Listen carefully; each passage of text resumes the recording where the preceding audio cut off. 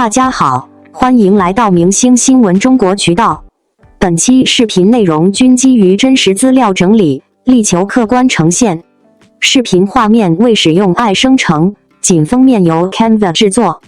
我们始终希望通过内容传递温暖与正能量，陪伴大家感受更积极的生活。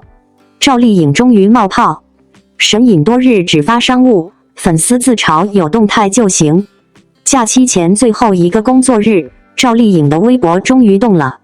4月30日，赵丽颖发布了一条云南白药口腔健康的视频动态，配文写道：照顾好自己的口腔，收获生活里的一份安心。假期快乐！云南白药口腔健康，这不是什么新鲜物料，评论区不乏一眼看穿本质的调侃，看得出来这是以前拍广告的素材，看衣服就知道了。双引号，素材新旧似乎已经不重要了。神隐了将近3个月的赵丽颖，愿意在这个假期前闪现一下，就已经足够安抚焦虑到快要暴动的粉丝。同一天，认养一头牛官方微博也发布了一则动态，宣布自家的黑土限定 A2 有机纯牛奶推出了赵丽颖代言人款包装，美其名曰懂你懂我，懂得慢慢沉淀，明摆着是诱导下单冲销量的商务宣发，完全不藏着掖着。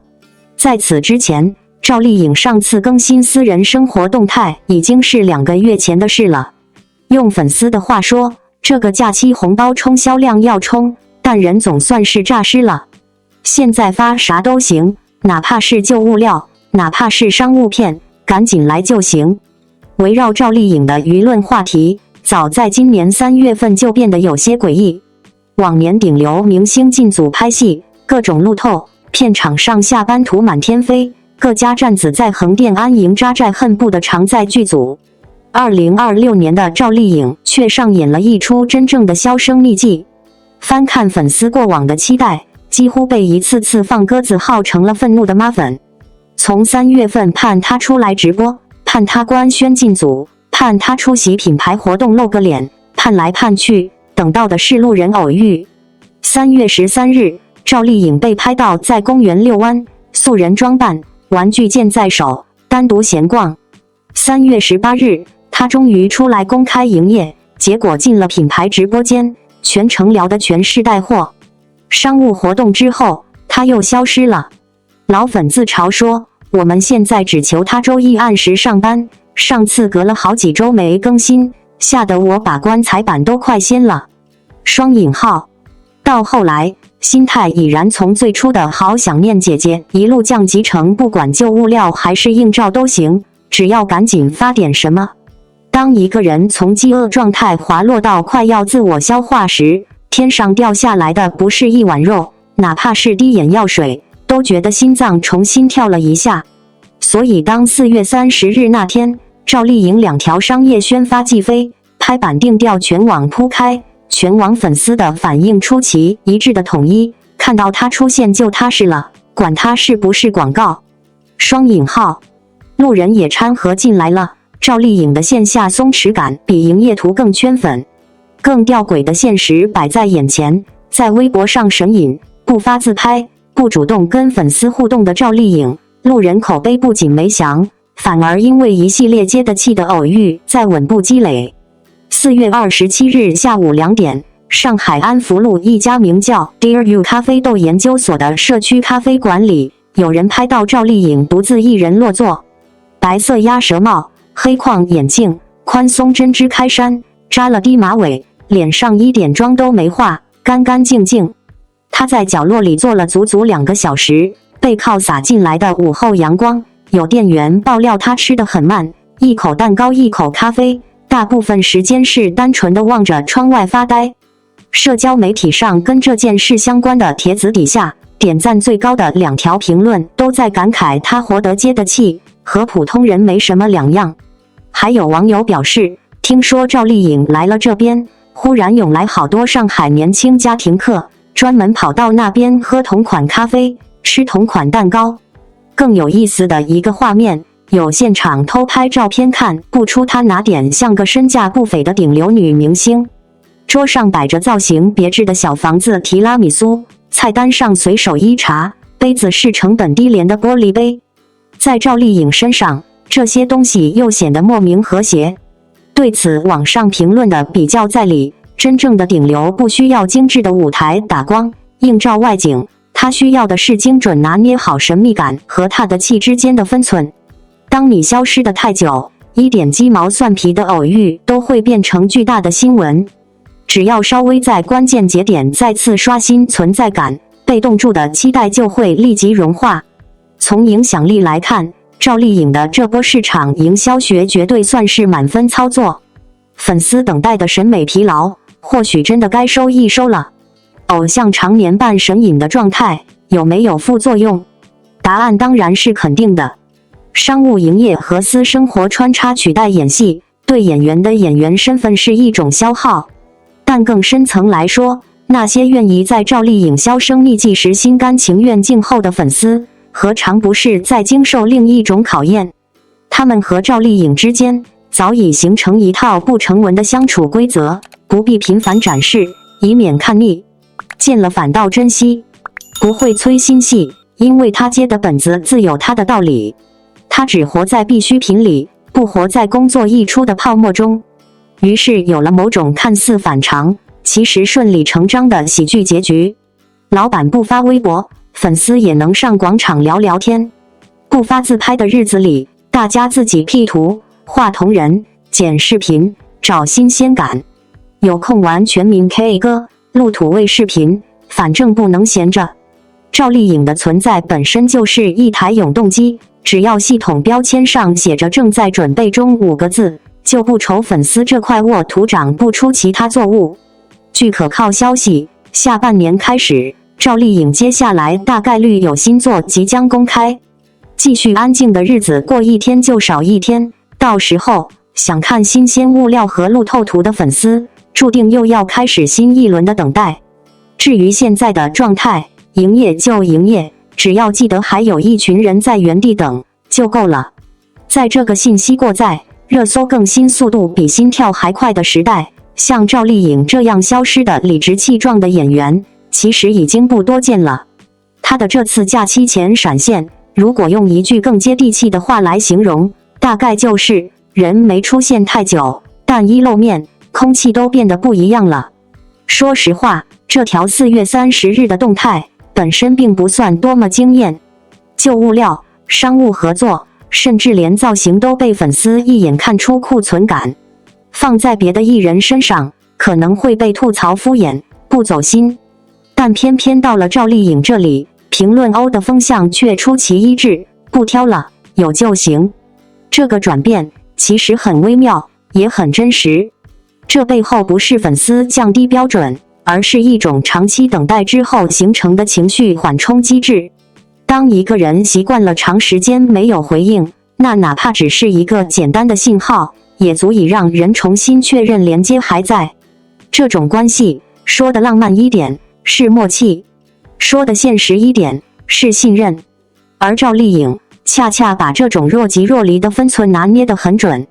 她没有刻意制造话题，也没有频繁刷存在感，反而是在最容易被遗忘的节点选择沉默。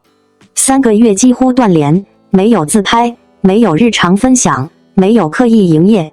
这种操作在当下娱乐环境里其实是有风险的，观众的注意力是流动的，热度是需要维护的。但他偏偏用另一种方式，把消失变成了放大器。你会发现，他越是不出现，每一次偶遇，每一张路人视角的照片，就越显得真实而珍贵。比如那次在上海安福路的咖啡店，他一个人坐在角落里，戴着鸭舌帽，素颜，低头吃蛋糕，喝咖啡。没有团队，没有镜头感，甚至连被拍这件事本身都带着一点生活的随机性。这样的画面反而比精修海报更有说服力，因为观众看到的不再是被设计好的赵丽颖，而是一个可以融入日常生活的普通人。他不需要刻意证明自己接得气，他本身就在那里。这其实是很多演员很难做到的一点，在明星感和生活感之间找到平衡。太靠近舞台会显得疏离，太贴近生活又容易失去光环。但赵丽颖这几年慢慢走出了一条属于自己的路径，她不频繁解释，不主动迎合，但总能在关键时刻用最轻的方式把存在感重新点亮。于是就出现了一个很有意思的现象，她在社交平台上越安静，线下的存在反而越明显。粉丝也在这个过程中发生了变化，从一开始的焦虑、催促，到后来的自嘲、调侃，再到现在的只要你还在就行。这种情绪转变其实是一种成熟，他们开始接受一个事实，喜欢一个演员，不一定要每天看到他更新。等待本身也可以成为关系的一部分，甚至某种程度上，这种低频互动反而延长了新鲜感的周期。当其他人不断用内容填满时间线时，赵丽颖选择留白。留白的结果是每一次出现都自带放大效果。一条普通的商务视频可以引发全网讨论，一张路人抓拍可以成为社交平台的热门话题。这不是运气，而是一种长期积累后的信号放大。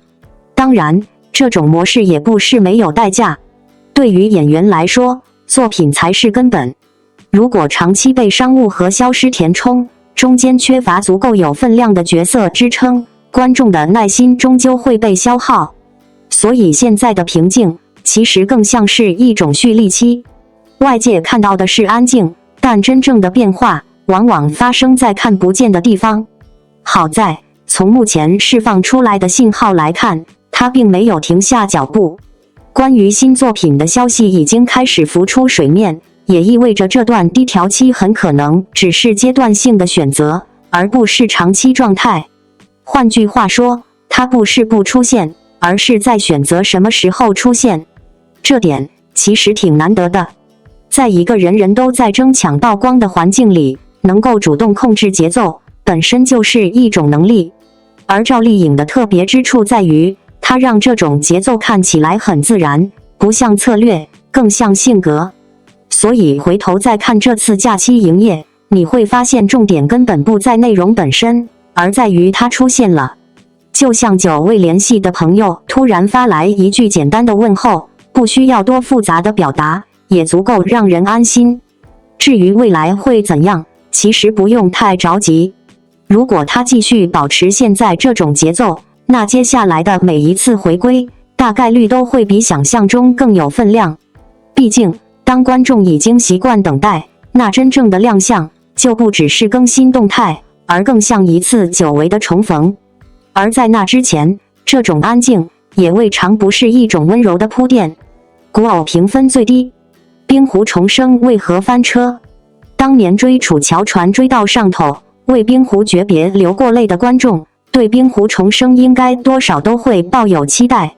毕竟等了整整9年，宇文玥终于要从冰湖里被捞上来了，结果定睛一看，这捞上来的好像不是原来那个人啊。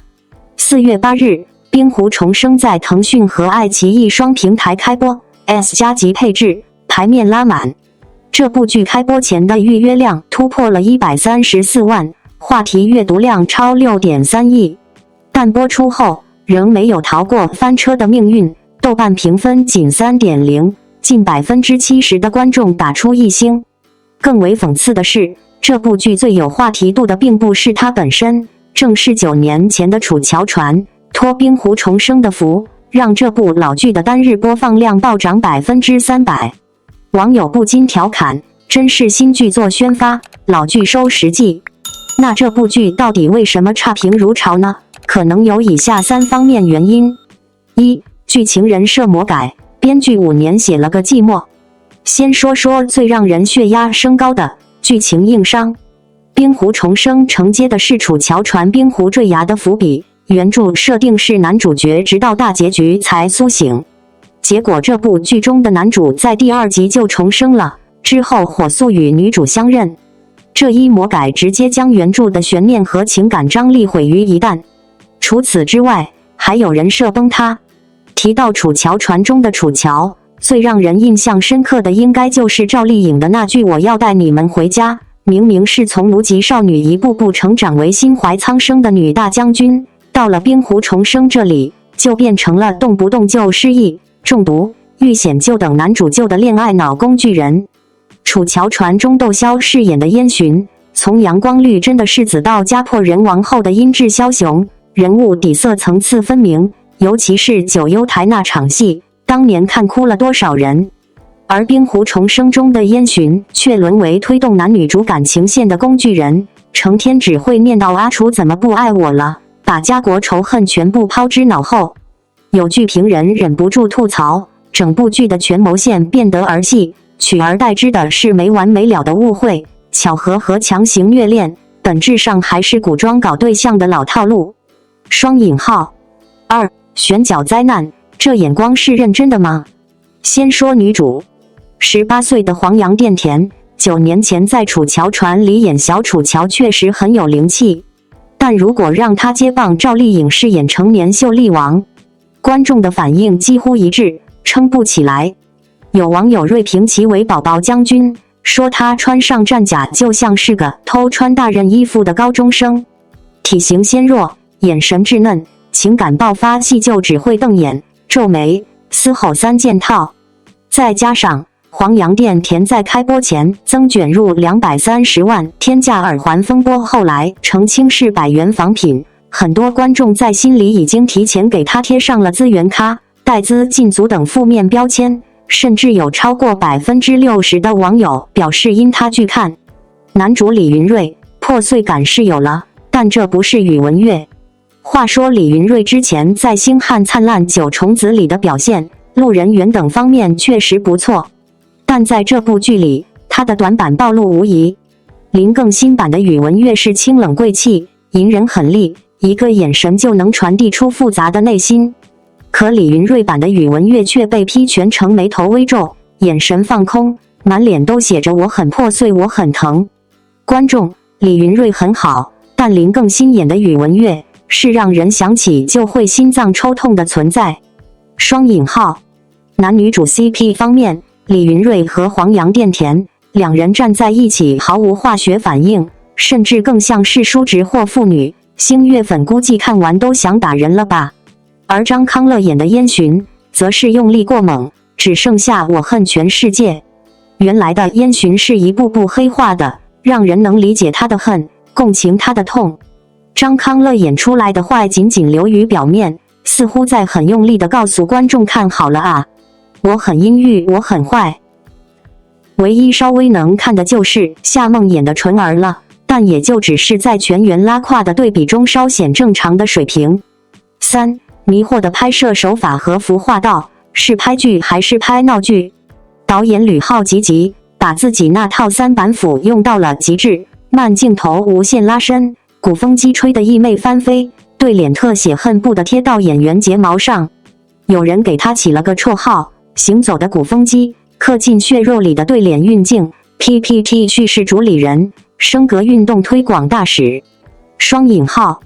剧中最让观众生理不适的是赵纯儿受辱那场戏，楚乔传中的处理非常克制，李沁演的袁纯被士兵们侮辱后躺在草堆上，眼神空洞，满脸尘土与红印。楚乔走过来为他披上衣服。冰湖重生里的这段居然是慢镜头加 BGM， 把士兵撕扯纯儿衣物的时刻反复特写，慢镜头连挣扎时飘动的发丝都要多次播放，这让大家看完很愤怒，把女性的性暴力创伤拍成可供观赏的视觉奇观，这不是审美高级，而是没道德没底线。双引号。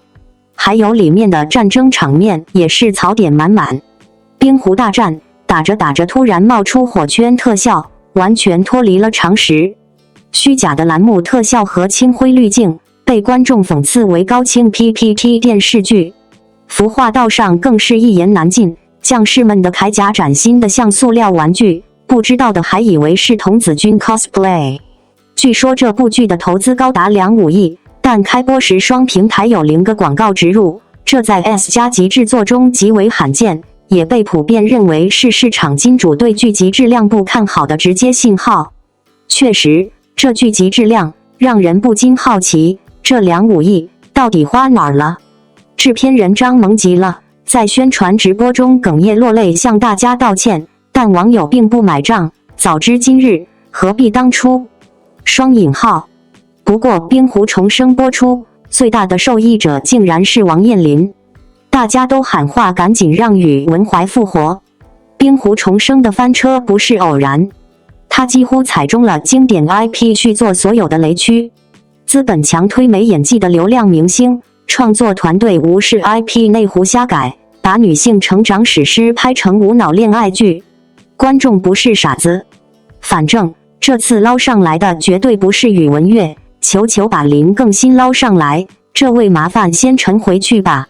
如果说《冰湖重生》的翻车是一场注定的风暴，那么它最刺眼也最令人唏嘘的地方，恰恰在于观众在失望之中，反而更加清晰地看见了赵丽颖当年的价值。很多人是带着情怀点开这部剧的。9年前，楚乔传留下的那个冰湖瞬间，几乎成了一代观众的集体记忆。那不是简单的剧情悬念，而是一种情感的冻结，人物命运未完，情绪停在最锋利的地方。而赵丽颖饰演的楚乔，正是那个把观众牢牢锁住的人。可当冰湖重生试图续上这口气时，观众才发现有些东西是无法复制的。首先崩塌的是人物的魂。新版楚乔从一个有血有肉、有信念有重量的女性形象，被改写成不断失忆、依附情感、等待拯救的角色时，那种割裂感是非常直接的。观众不是在挑剔年轻演员，而是在本能地抗拒一种降级。因为他们记得赵丽颖当年的楚乔是可以在泥泞中站起来，在绝境中反击，在压迫中依然选择带大家回家的人。那句台词之所以深入人心，不只是因为说的动听，而是因为她演的成立。赵丽颖的表演有一种很特别的力量，她不靠外放的技巧去证明角色，而是用一种持续的、稳定的情绪积累，让角色一点点长出来。她的楚乔不是一上来就强，而是一步步被生活逼出来的坚韧。观众看见的是成长，是代价，是选择，而不是标签。反观冰湖重生，最致命的问题其实不只是选角，而是创作层面对人物理解的浅薄。他把一个关于女性成长与命运抗争的故事，简化成了情情爱爱的循环套路。当叙事开始依赖误会、巧合和虐恋公式时，人物自然就变轻了，甚至变得工具化。而这恰恰反衬出赵丽颖当年的可贵，她让一个原本可能流于套路的角色有了重量。再看演员之间的化学反应，也是一种无法回避的差距。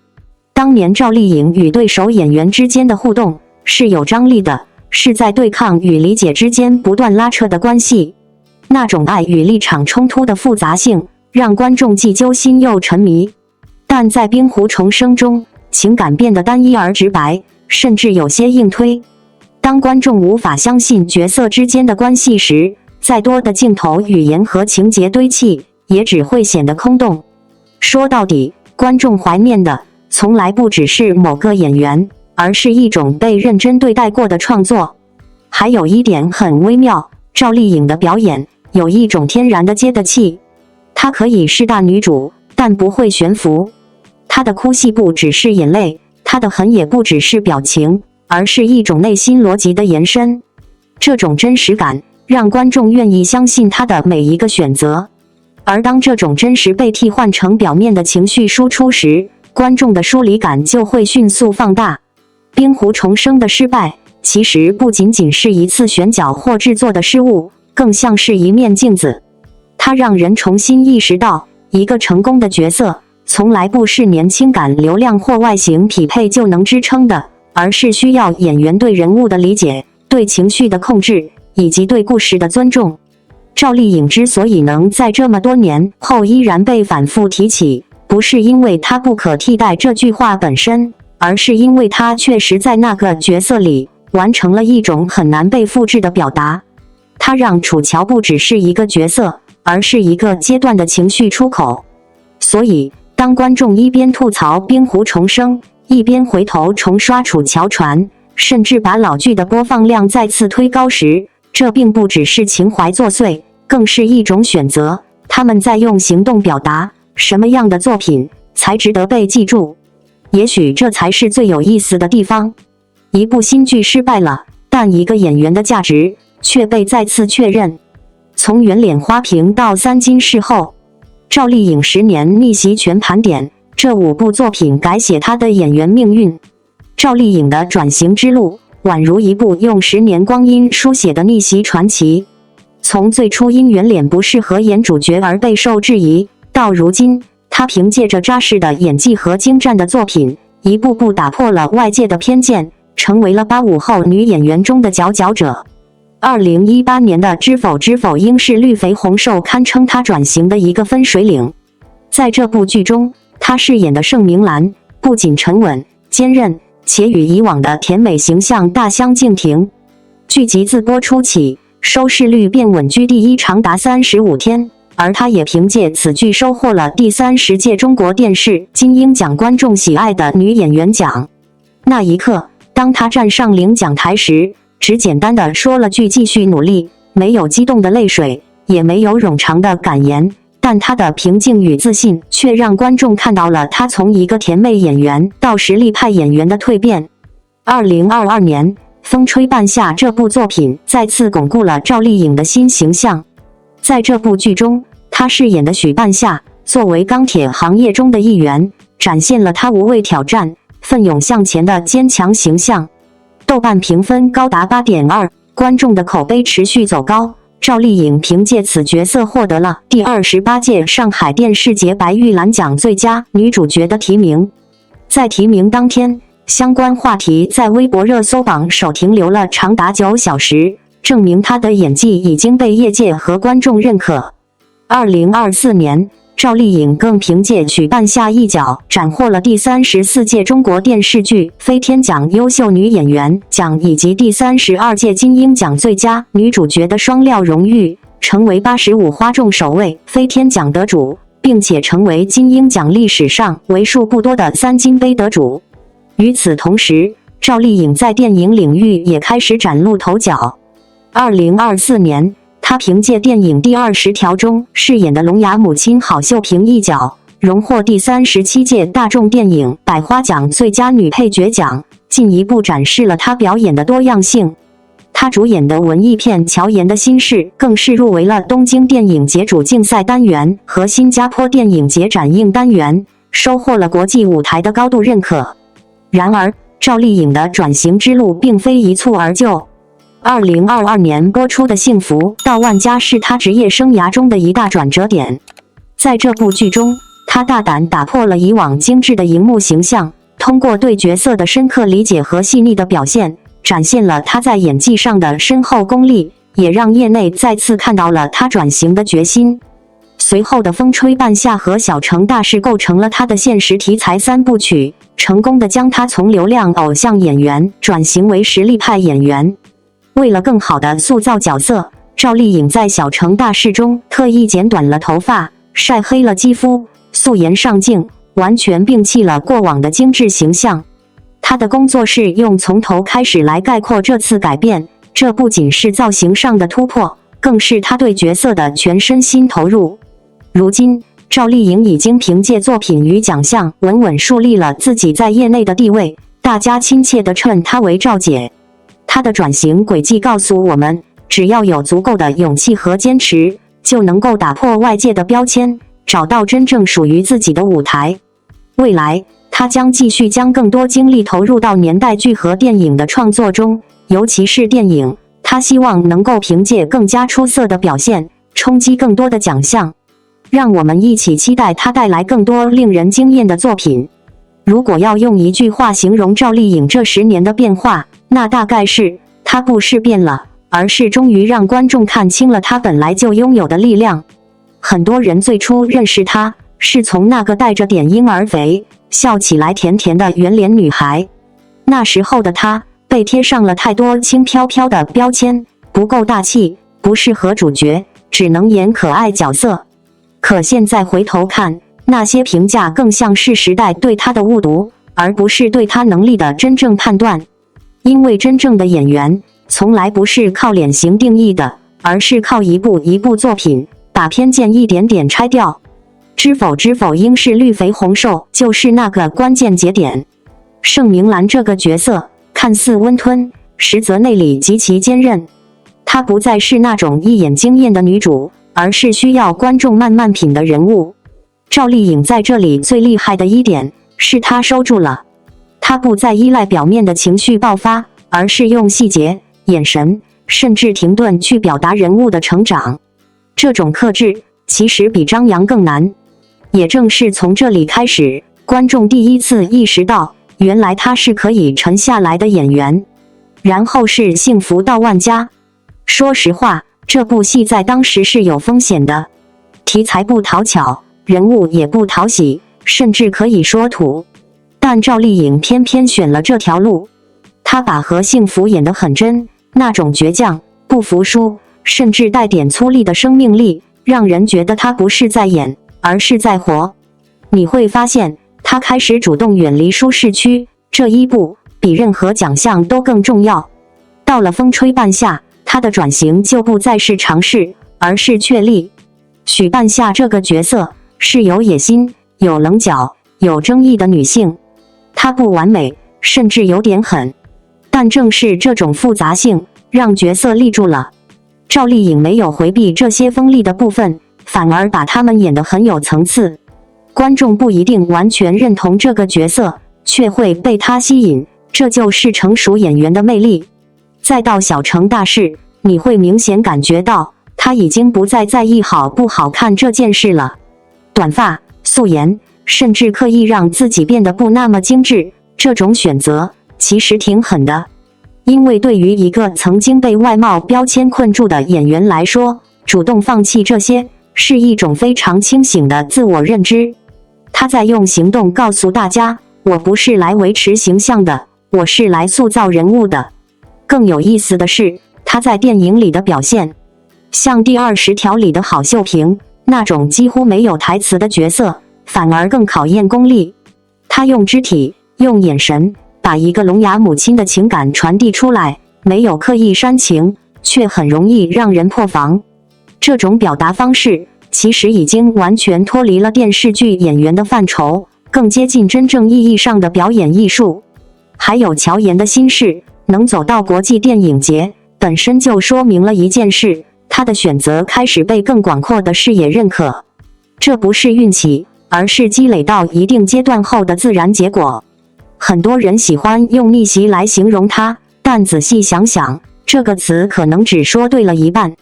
他确实走得不容易，但更重要的是，他一直在做选择，选择不重复自己，选择承担风险，选择慢慢变成一个更有厚度的演员。他领奖时那种平静，其实很耐人寻味，没有激动落泪，也没有长篇感言，好像一切都在预料之中。这种从容不是冷漠，而是一种底气。他知道自己走到这里不是偶然。现在很多人叫她赵姐，这称呼里其实带着一种很微妙的情感，既是认可，也是信任。因为观众已经默认，只要是她的作品，至少是值得一看的。她的故事最打动人的地方，不是她拿了多少奖，而是她一步一步把那些曾经限制她的标签变成了别人再也无法定义他的证明。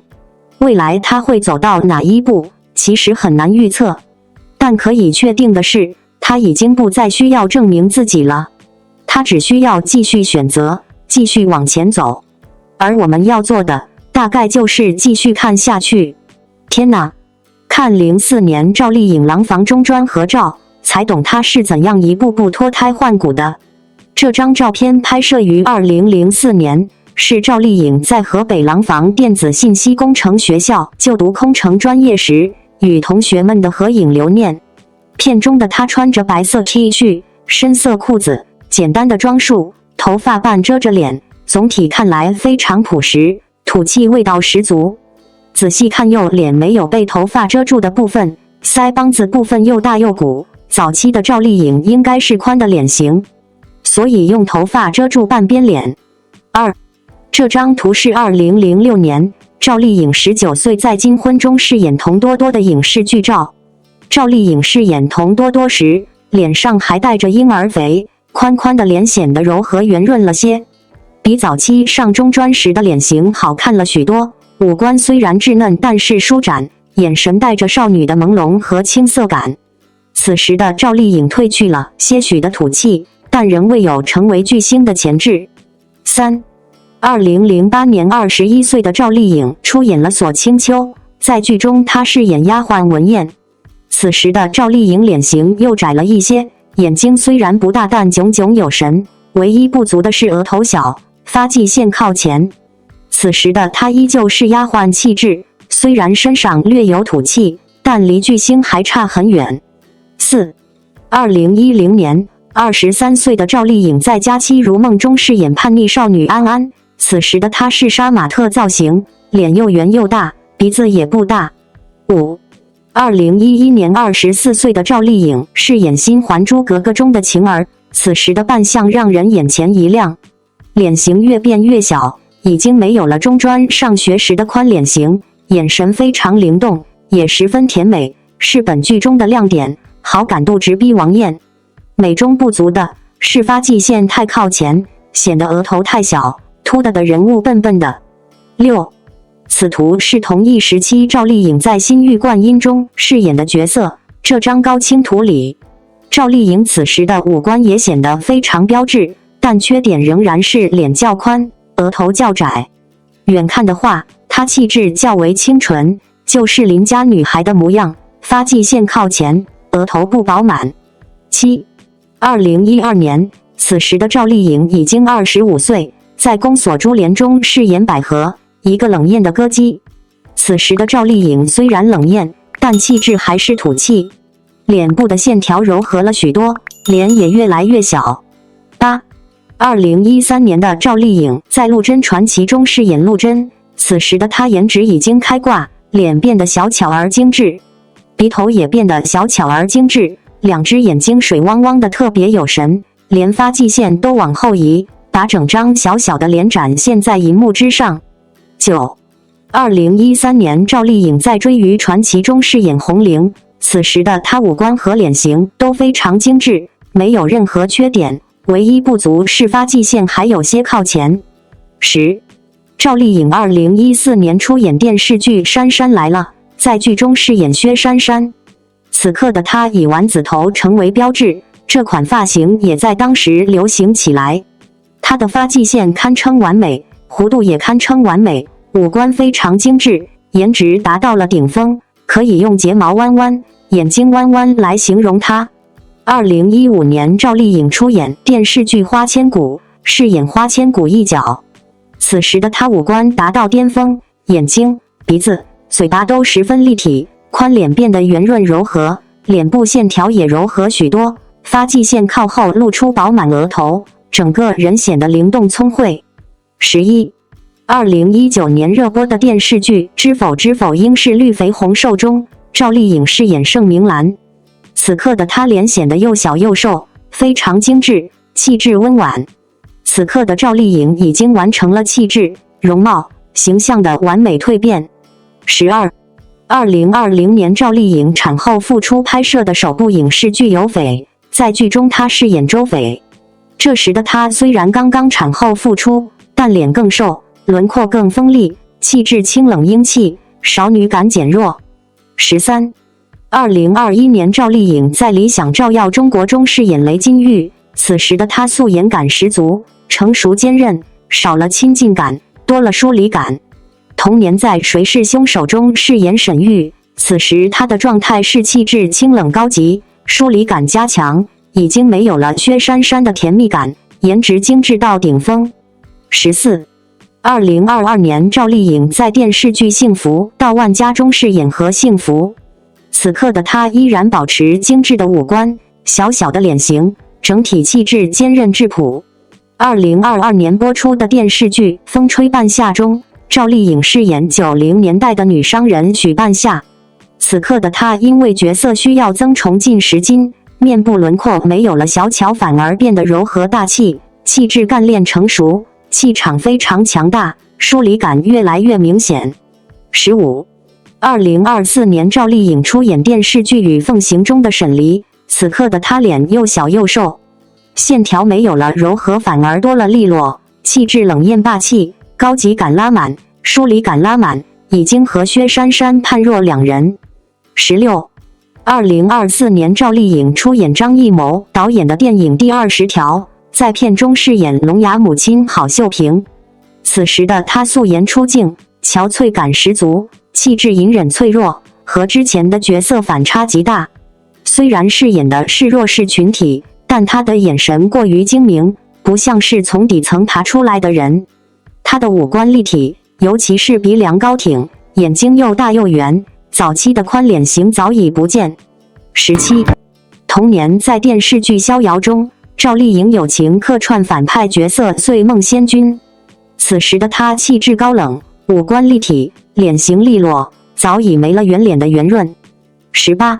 2026年，在电视剧《小城大事》中，赵丽颖出演80年代基层干部李秋平。此时的她脸型已没有花千骨时期的圆润，多了些棱角，五官显得更加立体，眼睛大而有神，还透着精明，整体疏离感增强，气质干练沉稳。赵丽颖的脸部变化十分自然，每个阶段都有独属于自己的韵味。她的美并非一蹴而就，而是一步步沉淀，慢慢形成的。如果只看那张2004年的合影，你很难把那个穿着白底恤、略显拘谨、用头发遮住半边脸的女孩，与后来在荧幕上光芒万丈的赵丽颖联系在一起。那一刻的她，甚至带着一点点刻意躲避镜头的青涩，不是不美，而是还没学会如何面对世界。但恰恰是这种还没准备好的状态，让后来的蜕变更有力量。很多人喜欢用逆袭去概括她的变化，可如果把你整理的这条时间线慢慢看下来，会发现这根本不是一次突然的翻盘，而更像是一场极其耐心的自我打磨。从金婚里带着婴儿肥的童多多，到锁清秋里存在感并不强的丫鬟文燕，那时候的她始终在边缘位置试探。脸型在变，气质在变，但最关键的是，她还没有找到属于自己的表达方式。你能看到努力，但还看不到锋芒。直到新《还珠格格》的晴儿，这才是第一次真正意义上的被看见。那种灵动，不是妆造带来的，而是一种开始自信的信号。她的脸部再只是圆或宽，而是有了情绪的流动，观众开始记住她的眼神。然后就是关键转折，陆贞传奇。很多人只说这部剧让她爆红，但其实更重要的是，她帮她完成了一次审美与气质的统一，脸型变精致了，发际线调整了，这些当然重要，但真正让人移不开眼的是她终于站住了角色。那种从内而外的稳定感，让她第一次有了主角的重量。再到姗姗来了和花千骨，你会发现一个很有意思的现象，她的甜不再是局限，而变成了一种武器。圆脸不再是短板，反而成了辨识度。尤其是花千骨时期，那种清澈、倔强、带点倔脾气的纯真，其实是很多人无法复制的。但真正拉开层次的，是她后面的选择。知否知否，应是绿肥红瘦里的盛明兰，是一次明显的收。她不再用外放的情绪去吸引观众，而是用克制去建立人物。这时候的她已经不需要依赖可爱或甜美，而是靠节奏和分寸。再往后，幸福到万家和风吹半夏，几乎是彻底改写大众认知的阶段。她可以不漂亮，甚至刻意变钝，但人物是立得住的。尤其是许半夏，那种重量感，不是靠瘦脸或精致五官能完成的，而是靠整个人的气场在撑。很多演员到了这个阶段，会陷入一个误区，越演越精致，越精致越空。但他反而往相反方向走，愿意变糙，愿意变重。这点到了第20条里尤其明显。一个聋哑母亲，几乎没有台词，甚至主动放弃外在优势。这种选择其实很冒险，因为观众早就习惯了她的好看。但他偏偏要打破这种期待。你可以不完全认同这个角色的完成度，但很难否认一件事，他已经不再依赖被喜欢，而是在尝试被理解。这才是最难的。再看你提到的小成大事，他的状态其实已经很清晰了，棱角更分明，气质更冷静，甚至带点疏离。这种变化，有人会觉得少了亲和力，但换个角度看，这是一个演员从讨喜走向可信的过程。说到底，赵丽颖这一路最厉害的地方，不是她变得多美，而是她一直在换答案。早期，她用努力证明我可以留下来；中期，她用作品证明我可以当主角；而现在，她在尝试回答一个更难的问题：我还能成为谁？双引号。所以再回头看那张2004年的照片，其实一点都不土。那只是一个还没被世界定义的起点。真正动人的，从来不是他后来变得多精致，而是他一直没有停在任何一个刚刚好的位置。黑粉手写道歉信错字连篇。王一博维权为何让键盘侠瑟瑟发抖？以为躲在网线后面当键盘侠就能肆无忌惮？以为随便骂几句明星，顶多被粉丝冲一冲就没事了？现实狠狠给这些网络喷子上了一课。就在最近，王一博的名誉权维权案迎来了集中胜诉，2名长期发布侮辱、诽谤言论的被告，不仅被判赔钱，还被迫在官方平台公开道歉。这波教科书式的维权，再次让所有人看清了网络言论的法律红线。这次被送上被告席的，分别是微博用户王某和赖某。法院审理查明，这2人在2024年下半年，先后在自己的微博账号上发布了大量针对王一博的侮辱性词汇和毫无事实依据的造谣内容。北京互联网法院一锤定音，这些言论主观恶意明显，严重丑化了王一博的形象，构成了名誉侵权。判决结果更是大快人心。由于王某的账号已被封禁，法院直接判令其在人民法院公告网和人民法院报上刊登致歉公告。而赖某则被要求在微博主页置顶手写致歉信，并赔偿精神损害抚慰金及维权开支。然而，这场维权战中最具戏剧性的一幕发生了。赖某虽然按要求发布了手写道歉信，但信中竟然出现了朗申错误因为自身错误这样的低级错别字，字迹更是潦草不堪。这种敷衍了事的道歉，瞬间引发了网友的热议和群嘲，被质疑毫无悔过诚意。这也从侧面反映出，部分侵权者在面对法律铁拳时，依然心存侥幸。事实上，这并非王一博团队的第一次出手。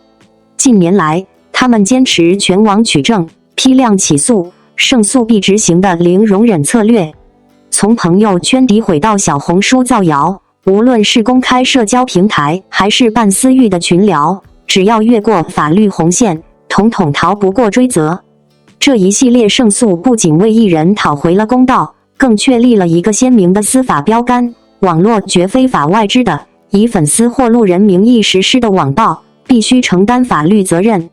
目前，王一博方仍有10余起名誉权纠纷处于审理或立案阶段。当明星不再选择忍气吞声，而是拿起法律武器硬刚到底，你觉得这种杀鸡儆猴的维权方式能有效遏制当下的网络暴力乱象吗？在这起看似简单的维权胜诉背后，其实更像是一场带有强烈现实意味的社会预言。而站在风暴中心的王一博，无意中成为了这个时代网络秩序的一面镜子。很多人第一反应是爽，黑粉被判、赔钱、公开道歉，甚至连手写道歉信都写得错字连篇。这种荒诞又略带喜剧感的画面，确实让人忍不住一边摇头一边冷笑。但如果只把它当成一场明星反击黑粉的爽文剧情，其实是低估了这件事的分量。真正值得细细品味的是王一博这几年一以贯之的态度：不吵、不闹、不内耗，但绝不退让。在娱乐圈里，面对网络暴力，大多数人曾经选择忍。一方面是维权成本高、周期长，另一方面也是因为舆论环境复杂，稍有不慎反而会被反噬。但王一博团队的做法几乎是反其道而行之，系统取证，批量起诉，执行到底。这种方式冷静、克制，却异常坚决。从某种意义上说，这种处理方式甚至带着一点职业精神的影子。就像他在赛道上一次次练习，在镜头前反复打磨一样，对待名誉这件事，他也选择了最笨但最有效的方法，用规则说话。而这恰恰是最有力量的地方。很多观众对王一博的认知，可能还停留在顶流跨界多期发展这些标签上。但如果把镜头稍微拉远一点，会发现他身上有一种很少被强调的特质——边界感。他很少在情绪上过度表达，也不会用激烈言辞去对抗质疑。可一旦触碰到底线，他的回应不是情绪，而是行动。这种沉默但不软弱的姿态，其实非常稀缺。再看这次事件里那个细节，错字百出的手写道歉信，很多人把它当成笑点，但换个角度看，它反而像一个极具象征意味的画面。当随意敲键盘、肆意造谣的人被迫回到纸和笔的现实世界时，那种笨拙与敷衍，恰恰暴露了他们对责任这两个字的陌生。网络让表达变得太容易，也让后果看起来太遥远。而王一博的维权做了一件很简单但很重要的事，把后果重新拉回到现实。你说这种方式是不是杀鸡儆猴？某种程度上确实是，但它的意义不在于震慑，而在于重建规则感。因为真正健康的环境，从来不是靠情绪维持的，而是靠边界。从观众视角来看，这件事还有一个很微妙的变化，大家开始重新理解明星维权这件事的价值。过去，很多人会觉得明星资源多，团队强，维权是理所当然，甚至有人会觉得这是矫情。但当越来越多案例被公开、被判决，人们才逐渐意识到，这些维权其实也是在替普通人试探法律的边界。今天是明星被造谣，明天也可能是普通人被网暴。当有人愿意花时间、花成本，把这些案件一件件打下来，本质上是在为整个公共空间争取一种更清晰的规则。而回到王一博本人，他在这场风波里几乎没有表演，没有情绪宣泄，没有高调发声，甚至连回应都极少。但正是这种克制，反而让整个事件显得更有分量。就像一部节奏克制的电影，不靠煽情推动，却能在关键时刻给人一记重击。所以如果要用一句更偏影像感的话来形容这次维权，那大概是，这不是高潮迭起的剧情片，而是一部耐心铺陈，最后一击命中的现实题材作品。至于它能不能真正遏制网络暴力，答案可能没有那么简单。网络环境的复杂性决定了它不可能因为几起胜诉就彻底改变，但至少它让一部分人开始犹豫，在按下发送键之前，会不会多想一秒。而这一秒其实已经很重要了，因为很多伤害往往就发生在那一秒的没想。